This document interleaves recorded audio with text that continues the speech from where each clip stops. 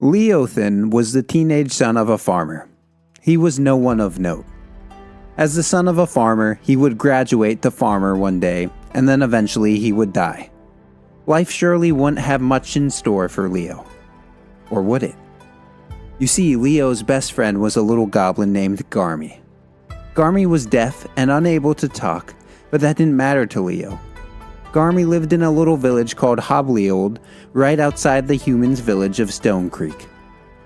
The humans of Stone Creek weren't too fond of their goblin neighbors, in large part due to the fact that many of the goblins would oftentimes take jobs from unsavory characters to make a living.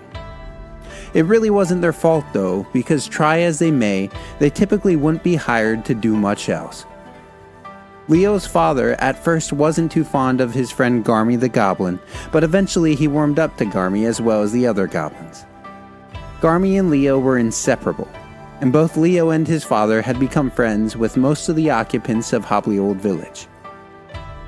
One day, about an hour before the sun would rise, Leo was awoken by his father who said, "Quickly, son, there is trouble in Garmy's village. We must go." Leo's father pulled his old sword from underneath his bed, where it had sat collecting dust ever since he had left behind his life as a warrior many moons ago. He then handed Leo his hunting knife and said, "Leo, only use this if you have to. I want you to help the goblins evacuate.